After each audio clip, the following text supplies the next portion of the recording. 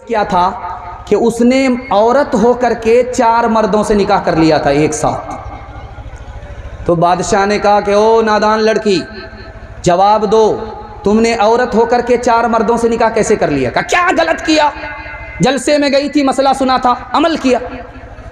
तो बादशाह सर पकड़ करके बैठ गए, चोरी भी है सीना जोरी भी है। तो बादशाह ने कहा कि क्या मसला सुना था? कहा मसला ये सुना था कि लोग जिना क्यों करते हैं जबकि 4 शादी की इजाज़त है। कहा ये मर्दों के लिए कहा था कि औरत के लिए कहा? कहा मैं इतना ही सुना था। उसके बाद तो होटल चली गई थी हलवा पूरी खाने के लिए।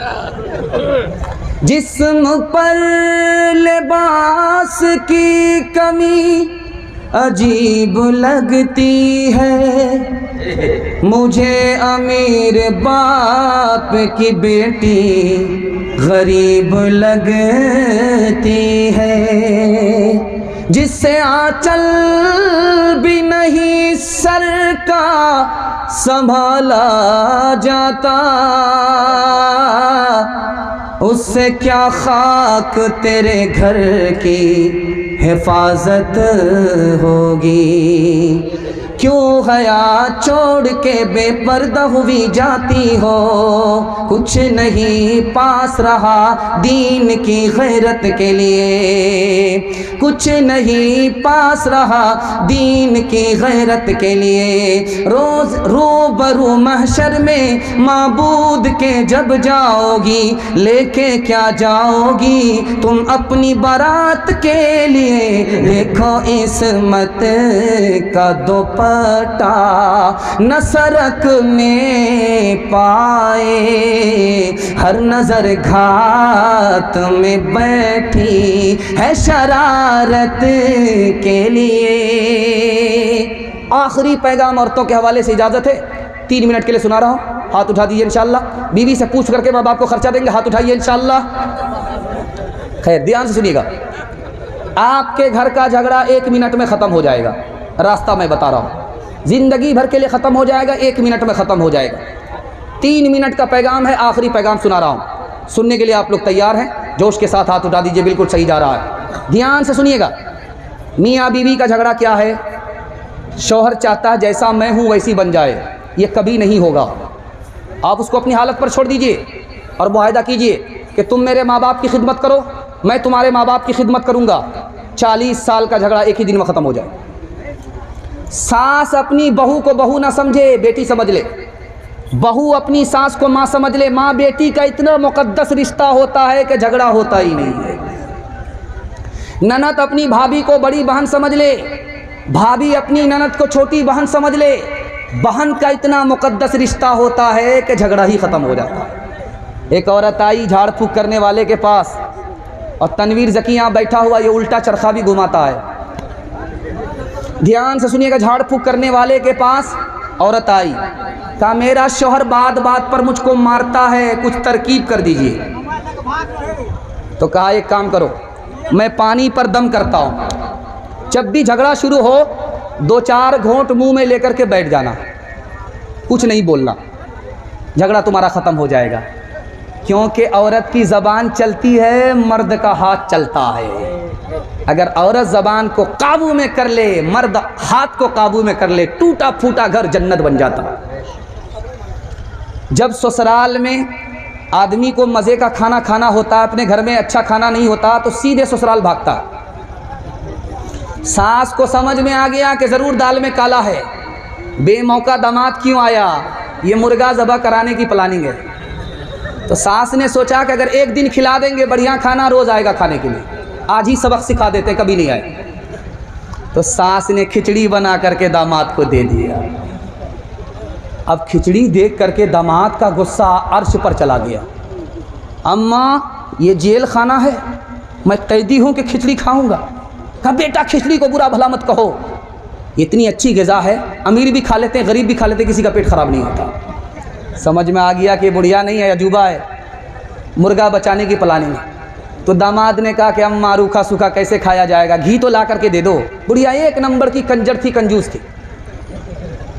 एक जगह जलसा हो रहा था, तो किसी का रिकॉर्ड ही नहीं था 10 रुपया से ज़्यादा कोई इनाम देता हो।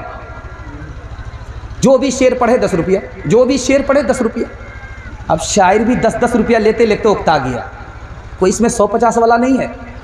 एक हाजी साहब खड़े हुए, 100 रुपया दिया, इन्होंने तारीफ़ किया, वाह हाजी साहब मुबारक हो, वाह हाजी साहब मुबारक हो, आपने क्या मेरा दिल जीत लिया। उसके बाद फिर शेर शुरू कर दिया, तो देखा हाजी साहब खड़े, कहा हाजी साहब आप तो बैठ जाओ, कहा नहीं वो 90 रुपया हमारा वापस कीजिए, इसलिए 100 रुपये। तो ऐसे ऐसे कंजर होते, ऐसे ऐसे बकील होते। तो बुढ़िया 1 नंबर की बकील थी, कंजर थी, उसने छुपा करके घी को रखा था कोठी में। जब दामाद ने बोला कि घी दे दीजिए, तो लाज लिहाज में लेकर के आ गई। ढक्कन जो खोला तो जल्दी में हाथ में हरकत थी, घी ज़्यादा गिर गया। अब बुढ़िया को लालच हो गया, सारा घी तो दामाद ही खा लेगा। मंतिक से कहा, बेटा अकेले खाओगे बरकत नहीं होगी, साथ में शामिल कर लो, बरकत ही बरकत होगी। अब दामाद को समझ में आ गया कि बड़ी खटासीन, ये अकेला मुझको खाने नहीं देगी। तो लाज लिहाज में दामाद कहता, आप तो मेरी माँ की तरह हो, साथ में खा लो, क्या दिक्कत। अब बुढ़िया ने प्लेट को देखा तो घी दामाद की तरफ ज़्यादा गिरा हुआ था। बुढ़िया ने दिमाग लगाया कि उधर से इधर टानना। बुढ़िया ने कहा, बेटा मैं तुमसे नाराज़ हूँ इसलिए कि फला महीना मेरी बेटी को तुमने ये दुख दिया है, ये दुख दिया है, ये दुख दिया है, सारा घी इधर टान दिया। तो दामाद कहता है कि अम्मा कौवे से ज़्यादा कौवे का बच्चा चालाक होता है, अगर मैंने वो दुख दिया है तो ये सुख भी दिया है, ये सुख भी दिया है, ये सुख भी दिया। दुख सुख को मिलाना पड़ता तब जिंदगी कटती है। जो न देखा न सुना है वो हुआ करता है, अब तो बेपर का परिंदा भी उड़ा करता है, अब तो बेपर का परिंदा भी उड़ा करता है।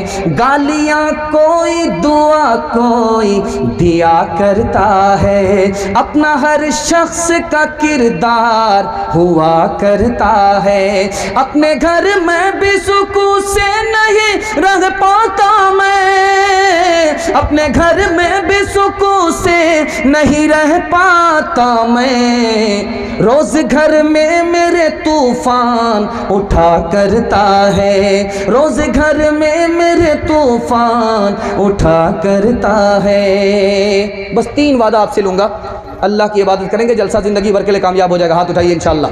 रसूलुल्लाह की इताअत करेंगे इंशाअल्लाह, मखलूक की खिदमत करेंगे इंशाअल्लाह। 3 काम छोड़ दीजिए, आपके घर में कभी आफत नहीं आएगी, तजर्बा करके देख लीजिए। गिरबान पकड़ सकते हैं, गुनाह नहीं करेंगे इंशाअल्लाह, गलत नहीं कमाएंगे इंशाअल्लाह, गलत माहौल में नहीं जाएंगे, बेटा की शादी फ्री में नहीं करेंगे। हाथ उठाइए इंशाअल्लाह। न किताबों से नवाज़ों से नज़र से पैदा, दीन होता है बुजुर्गों की नज़र से पैदा। नहीं सीखा इन्होंने दीन रहकर शेख के घर में, पले कॉलेज के चक्कर में, मरे साहब के दफ्तर में, ठेके के चक्कर में तो रोटी भी गई, बड़ी शेख की ताक में थे छोटी भी गई। न मानी बात वाइस की, फिर पतलून के चक्कर में तो लगोटी भी गई। वाखिर दावाना अनिल हम्दुलिल्लाहि रब्बिल आलमीन।